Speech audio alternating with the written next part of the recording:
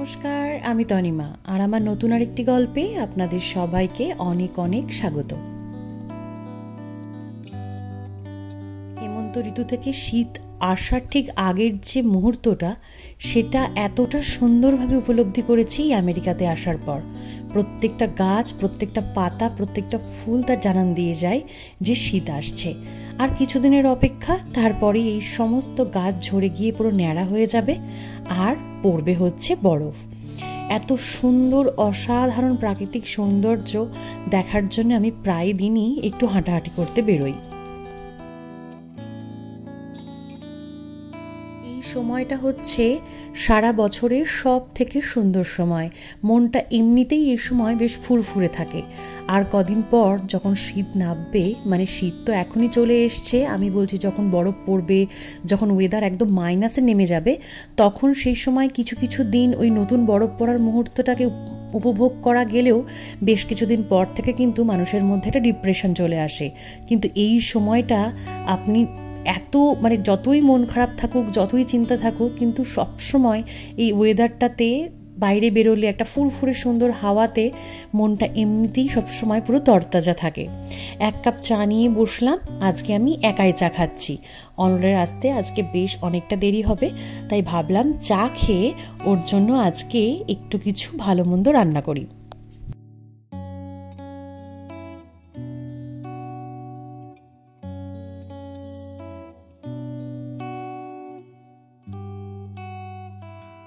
এখানে আসার পর থেকে একটা জিনিস হন্যে হয়ে খুঁজেছি, সেটা হচ্ছে গোবিন্দভোগ চাল।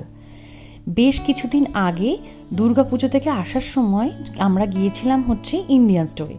সেখানে অনেক খোঁজাখুঁজি করে এই সুগন্ধি চালকে আমরা কোনোরকমভাবে পেয়েছি হচ্ছে গোবিন্দভোগ চালের হিসাবে। মানে এখানে এই গোবিন্দভোগ চালটাই সুগন্ধি চাল হিসাবে বিক্রি হয়, আর এটা আসে হচ্ছে বাংলাদেশ থেকে। কিন্তু এখানে আমি আগে কোনো দিনই এই সুগন্ধি চাল হিসাবে কোনো দিনই দুটো এখানে ইন্ডিয়ান মার্কেটের মধ্যে কখনোই খুঁজে পাইনি। এই প্রথম আমি পেয়েছি। তাই 2 প্যাকেট চাল এনেছিলাম। একটা হচ্ছে ঠাকুরের পুজো দেওয়ার সব কিছু ভোগ রান্না করার জন্য, আর একটা প্যাকেট কিনেছিলাম আমাদের জন্য। এই এক প্যাকেট চাল ওই 11.70 মানে ওই ধরুন যদি আমি $12 করেও ধরি, তাহলে ইন্ডিয়ান টাকাতে হচ্ছে ওই 984-85 টাকা মতন। তো ওই 2 প্যাকেট চাল আমরা কিনে এনেছিলাম। তো সেটা ভেবেছিলাম যে পায়েস টায়েস করবো, কিন্তু মাঝখানে আবার অনল ছিল না বেশ অনেক দিন। তো একার জন্য আর কি করব, তাই ভাবছি আজকে একটু পোলাও করব। সত্যি কথা বলতে কি, মানে দেরাদুন রাইসের পোলাও আর গোবিন্দভোগ চালের পোলাও, এই দুটোর মধ্যে না একটা আকাশ পাতাল তফাৎ আছে। আর আমার সব থেকে পছন্দ হচ্ছে গোবিন্দভোগ চালের মানে হলুদ রঙের পোলাও। আর কালকে ওয়ালমার্ট থেকে অর্ডার করেছিলাম একটা হোল চিকেন। এখানে সাধারণত তো আমরা ওই লেগ পিস কিংবা থাই এগুলোই ট্রে হিসাবে অর্ডার করি, তবে হোল চিকেন আজকে অর্ডার করে এনেছি এবং অনল সেটাকে আজকে পুরোটা কেটে রেখে গেছিল। তাই সেটাকে ম্যারিনেট করে রাখবো আর পাশাপাশি ভাতটা রান্না করব। এই হালকা হালকা ঠান্ডার দিনে গরম গরম পোলাও আর সাথে চিকেনের কষা একদম পুরোপুরিভাবে জমে যাবে। চালটা নিয়ে ধুয়ে একটু সামান্য হলুদ দিয়ে পরিষ্কার করে রেখে দিয়েছি। ওই চালটাকে, ধোয়া চালটাকে শুকিয়ে তারপর আবার জলের মধ্যে দিয়ে ফোটাবো। আর এখানে একটু শুধু হলুদ আর একটুখানি টক দই দিয়ে এটাকে ম্যারিনেট করে রাখবো। আর ম্যারিনেটটা করার সাথে সাথেই পাশাপাশি ওই চালটা শুকিয়ে গেলে ভাতটা রান্না বসিয়ে দেব। গোবিন্দভোগ চাল বলুন, ফ্রাইড রাইস বা বিরিয়ানি, এই সব কিছুতে প্রধান হচ্ছে চালটা।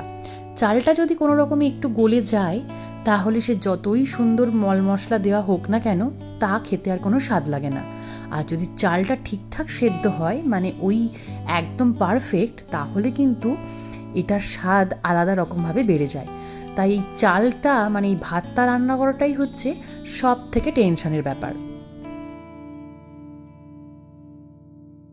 জলটা আগে থাকতেই গরম বসিয়ে দিয়েছিলাম। তার মধ্যে 2টো তেজপাতা, সামান্য একটু লবণ, জায়ত্রী, জয়ফল আর গোটা গরম মশলা আর ওই স্টার দিয়ে জলটা একটু গরম হয়ে যাওয়ার পর যে চালটা যখন পুরো শুকিয়ে গেছিল, তখন আমি চালটা এই জলটার মধ্যে দিয়ে দিলাম। আর বাটিটাতে যা চাল লেগেছিল তা আস্তে আস্তে জল দিয়ে দিয়ে ধুয়ে ধুয়ে পুরো বাটিটা পরিষ্কার করে সমস্ত চালটা দিয়ে দিলাম।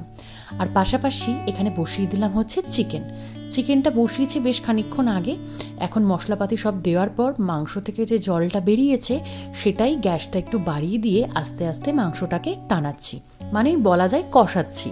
আজকে মাংসটাতে একদমই ঝোল ঝোল রাখবো না, একটু কষা কষা করব। আর দিয়েছি হচ্ছে অনেক পরিমাণে আজকে ঝাল, মানে কাঁচা লঙ্কা শুকনো লঙ্কা সমস্ত কিছু ভালো করে একদম বেটে দিয়েছি। মিষ্টি মিষ্টি পোলাওয়ের সাথে ঝাল ঝাল চিকেন একটা দুর্দান্ত কম্বো। তবে পোলাওয়ের সাথে কিন্তু সবথেকে বেশি ভালো লাগে মাটন, কিন্তু সে তো আর ইচ্ছা থাকলেও উপায় নেই, তার জন্য চিকেন দিয়েই আজকে মনকে শান্ত করব। তবে বহুদিন পর গোবিন্দভোগ চালের পোলাও, এটাই বেশ অনেকটাই আমাদের কাছে বলা যেতে পারে। চলুন, মাংস পুরোপুরি কষা হয়ে গেছে, এবার দিয়ে দিলাম জল। আর 5 মিনিটের মধ্যেই থালাতে ভর্তি করে পোলাও আর সাথে চিকেন নিয়ে আপনাদের সামনে হাজির হচ্ছি।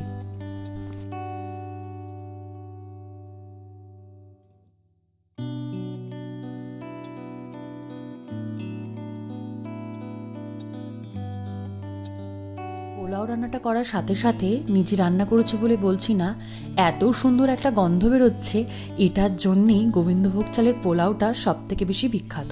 তাহলে চলুন আজকের মতো আমরা খেতে বসি, আর গল্পটা এখানেই শেষ করছি। দেখা হচ্ছে খুব তাড়াতাড়ি নতুন আরও একটি গল্পে। সবাইকে টাটা।